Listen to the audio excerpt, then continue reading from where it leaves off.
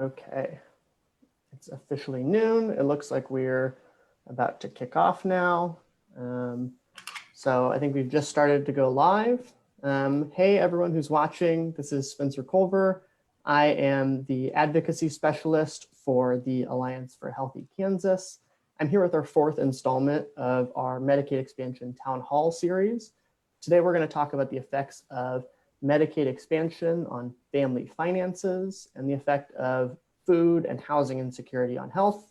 We're very fortunate to be joined by Jamie Reaver. She's the executive director of Kansas Appleseed, and she's going to share some info with us about food insecurity, housing insecurity, and the really important work they're doing on both of those issues. Before we get to the Q&A section with her, I'm going to talk a little bit about Medicaid expansion and insurance as an important financial stabilizer for families, the role of healthcare coverage as a support for employment, and food and housing as important social determinants of health. If you've tuned into any of our live streams in the past, you should remember that if you have any questions during, feel free to drop those in the comments, questions for me or questions for Jamie, and we'll do our best to answer those at the end. Though if we get a big influx of them, we'll probably have to answer them in the comments a little bit later. So to talk a little bit about Medicaid expansion and family finances, we know from other states that Medicaid expansion can alleviate the financial burden for medical care for low-income individuals and their families.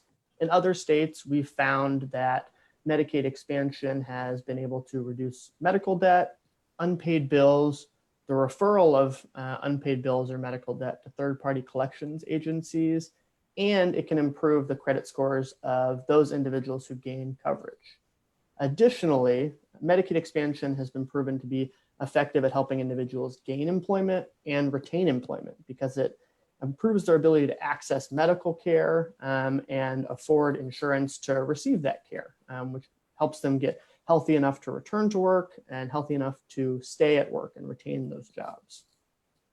In other studies that we've seen, we found that Medicaid expansion has even been effective at reducing the number of evictions from people's homes. The big reason for this is if an individual has to make a choice between paying the rent and paying off their medical debt, oftentimes that choice can be difficult with limited funds available. And if an individual decides to pay their medical debt rather than their rent, it can result in an eviction from their home, which is something we obviously want to avoid, which is why it's important that we expand access to Medicaid coverage. Next, I want to talk a little bit about some of the social determinants of health as it relates to access to food and food security, as well as housing security.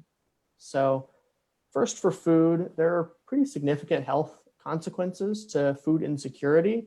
And I think it's important to distinguish between food insecurity and hunger. The hunger can be part of food insecurity. Food insecurity is when an individual maybe has limited or just uncertain availability of nutritious and safe foods.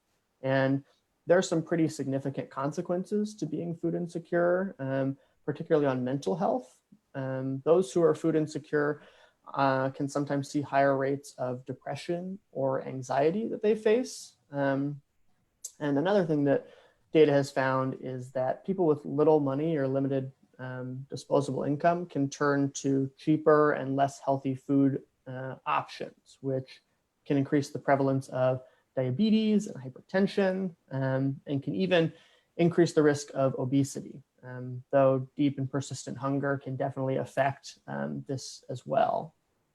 So to move on to housing a bit, losing housing is also a very dangerous thing for an individual's health. So if someone has to transition from living in their own home to couch surfing or moving in with family, but those overcrowded housing conditions can make the spread of infectious disease much more prevalent, which is particularly concerning during this time. If an individual has their hours, their job cut, and their income is reduced, they can be pushed into a position where they have to move into cheaper housing that could have substandard housing conditions. And we know there's a big connection between substandard housing conditions and increased rates of asthma in certain instances. And additionally, losing access to housing or foreclosures have a number of effects on an individual's mental health as well that have been found by clinical studies. they're associated with higher rates of depression, anxiety, even increased alcohol use and suicide. One important thing that I found to be interesting is that if an individual is experiencing homelessness or they're transitioning between housing often, it can be difficult for them to store access to their medications, which can diminish the effectiveness of healthcare, even if they are able to access it through a federally qualified health center or any other healthcare provider. If they don't have access to proper storage of their medication, they might not be able to manage chronic conditions or mental health conditions, which is why it's important to do everything that we can to help housing be safe and affordable and help individuals be able to access food and reduce the numbers of food insecurity in the state of Kansas. And one person who really knows a lot about that and is engaged in a lot of work on that is Jamie Reaver with Kansas Appleseed. So I want to transition to her to talk a little bit more about the work that you all are doing on food and housing insecurity. So to talk about food first, can you kind of put a face on hunger in Kansas right now during this current crisis for us? You know, the current face is children and their parents, it's the elderly, it's the disabled, it's veterans. In 2019, over 370,000 Kansans struggled with hunger. And of those 130,000 were children. That's more than 10% of our overall population. You know, hunger doesn't discriminate. And it impacts people of all races and all ethnicities. And we imagine that in the time that we're in right now, those numbers are going to increase. Those are really stark figures, and that's something I think we should all be concerned about. What programs are available for folks out there to be able to access food? What can you tell us about that? You know, a couple of programs that we've spent a lot of our time on are SNAP, which is the Supplemental Nutrition Assistance Program, which, you know, is formerly known as food stamps, which is probably how a lot of us know it. And that helps families get food every month for them, for their families. And the average benefit of a family of four is $244 in food assistance. That really helps families, you know, just stay right above that edge that they've been living on. Mm-hmm. And another program that's just really valuable is it's called TANF. It's Temporary Assistance for Needy Families, and that's the cash assistance that is offered. And you know, the average benefit for a family living in a rural community, maybe a family of four, is about $450 per month. So these benefits are not a lot, but they're so important to supplement the family's own income. Yeah, absolutely. I would imagine that during the time of social distancing or just with so many different priorities that individuals have, accessing those services could be difficult. Could you talk a little bit more about some of the barriers that someone might face when they're trying to apply for SNAP or TANF? You know, we have been really fortunate in the state of Kansas that the Department of Children and Families has done a really great job in creating flexibilities within our programs, especially SNAP. And when they want to create flexibilities, they do that by applying for waivers to the USDA, which has been also really good about granting them. So some of the barriers that families may have faced before have also been offset by these new flexibilities, which we're pretty excited about. You know, one is work requirements. You know, we believe that there's definitely dignity in work, and a lot of people are already working. In fact, 84% of SNAP recipients were already working prior to COVID-19. Those who weren't working, a lot of times they couldn't work because they were in rural communities where they don't have easy access to jobs, where the unemployment rate might be higher. So some of those work requirements have now been waived, which is a really significant benefit. And also some of the previous barriers are family resource limits and current barriers. Family resource limits. If a family wants to apply for SNAP or for TANF, they can't have more than $2,250 in assets. So that's maybe money in savings. It's their vehicle. So, you know, just some of the common things that you know, we hope families have for their own financial well-being. And then also one big barrier too, especially in Kansas, was mixed status households. So in a mixed status household, there might be someone who might not be a legal resident. And so when calculating their TANF or SNAP benefits, their income is counted for every member of the household, even if they don't have legal status, but they do not get benefits for all members of the household. So their income counts, but they don't get the help that they need.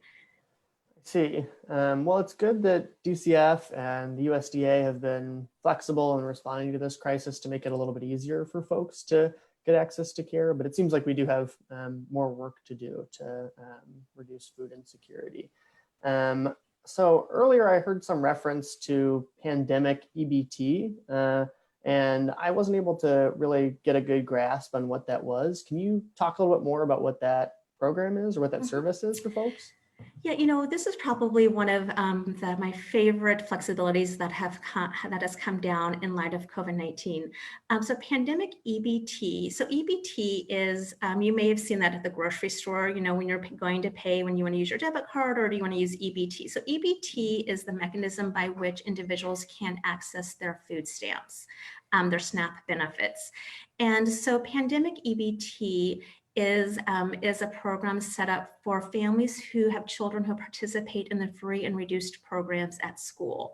Now, what's amazing about this benefit, it doesn't matter if you are participating in SNAP or not, because the government recognizes that without free and reduced lunches in your community, you're going to be spending more money on groceries for your kids. I mean, I've got a 14-year-old and a 16-year-old, and they eat a lot. And so this provides a one-time benefit to families of $274 per child, so they can go to the grocery store and buy the groceries that they need for their families. And so this waiver was just approved on Monday. So it really is breaking news for the state of Kansas. And what we expect is for those families who already have an EBT card, who have the SNAP benefits, those extra dollars will be added to their EBT card at some point in the next, maybe 4 to 6 weeks. And then those families who aren't on SNAP, but who qualify for free and reduced meals, there will be a mechanism put in place so they have access to those benefits as well. It's innovative and really impressive that this benefit is available for families. It's going to really help them keep their kids fed. Yeah, that's really great. I am glad to see that benefit's available for folks, and hopefully it'll go a long way to helping them be able to feed their families.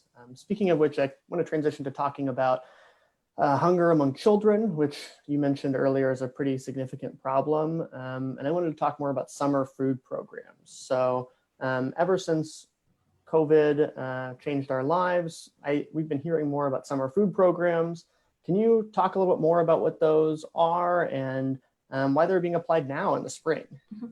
So every year, communities throughout the United States have summer meal sites that as soon as schools close, within a week or two, these summer meal sites pop up where kids can get breakfast and lunch, kids from 1 to 18.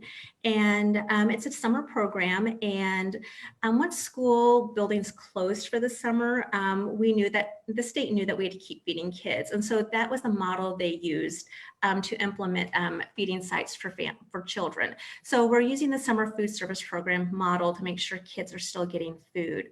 And it really has been effective in helping during this crisis. In fact, I live in Emporia. In my community, we served over 19,000 meals in the first 3 weeks of the program. Wow. That is pretty significant. Those numbers are high. And I think that other communities can probably report the same impact. Yeah, I'm sure. So it's great that there's a ready-made program like the summer food program that we can apply to the present moment. What sort of changes have been made to the summer food program, either at the federal level or the state level, to improve flexibility for that?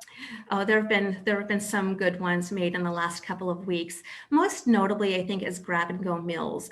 Usually what happens with these summer feeding programs, the meals have to be start congregate style. So children have to actually go to the site, sit at the site, eat the meal, and then they leave. But now we are allowing for grab and go meals where you can just pull into the parking lot of a school building or wherever the meals are being served, and you can grab the food and your children can eat it at home. But then they're also distributing lunch and breakfast at the same time. So when my kids will go and grab the meal, they'll get lunch for today, and then they'll get breakfast for tomorrow, and then they can just repeat the cycle. And then in some instances here in Emporia, I'll use that as an example, they had stopped serving the food on Fridays. So on Thursday, when kids would go and pick up their lunch, they would actually get two days of lunches and 2 days of breakfasts. That's a pretty significant flexibility. And then one of the more recent flexibilities in that program was that children no longer need to be present to receive the food. And so the way it worked in our community is one day our kids went and picked up their food, and they were given a placard that they put in the window of the car. And then I can go and I can pick up the food for my kids after that. And I really like that because it just lessens the health risk for everyone involved, the healthcare worker, the food service workers, and for families as well. Yeah, absolutely. It's great that they've applied flexibilities like grab and go meals and picking up 2 meals at once, just to reduce the number of contact that you have and be able to control more of the public health response to this while maintaining food services for folks. So it seems like that would be something that only school districts can do. Is that the case, or can anyone run a summer meal site? Oh, anyone can run a summer meal site. I've worked with this program even before I started at Kansas Appleseed, and I've been amazed by just the flexibilities that the program has had for years. And so it can be, I've worked with organizations, nonprofit organizations, and churches who found a need in their community, and so they wanted to set up the programs. And so, they can set up the programs. The Kansas Department of Education is, they're rock stars when it comes to feeding kids. That is their sole mission, and they want to make it easy and accessible for communities to make that happen. So they will work with communities. They will make sure that they have the tools they need. And then of course they do handle the reimbursement from the USDA for the summer meals programs, because that's an important point. Is you don't have to do any of your own fundraising for the summer meals. It really is a federally funded program. I believe the applications for applying for to be a site for this summer is on May 1st, which is Friday. So that's a little close. But if you are in a community that doesn't have summer meals, start planning now for next year to bring it to your community. It makes a difference. Also, just have to give a quick shout out because Friday is National Food Service Appreciation Day. And so we just really have to acknowledge and appreciate all the food service workers who do what they do every day, but who are doing this important work now to keep kids fed. Yeah, absolutely. I think it's important that you brought that up so that we can remember to appreciate food service workers during this time who might be particularly hard hit by the COVID pandemic and resulting economic stressors. I want to transition a bit from food into housing. So I know that you all have occupied a role in this space. Can you tell me more about some of the work you've done on safe and healthy housing? So we've entered the space within the last year because we think safe, healthy, and affordable housing is a human right. We are deeply concerned about people throughout the state of Kansas living in substandard housing, where they have plumbing and kitchen issues, which really talks to the health equity that you spoke of earlier. They're in overcrowded situations, which in this environment is not good, or in any environment. And they are cost burdened. They are spending far too much of their income on rental expenses than anything else in their budget. And we know that when people are paying too much in rent, they're unable to eat healthy and they're unable to access adequate health care. So we've been really having a lot of conversations with impacted individuals, with other organizations over the past 6 to 9 months to see what we can do to help shape public policy going forward to make sure that people have access to the housing they deserve.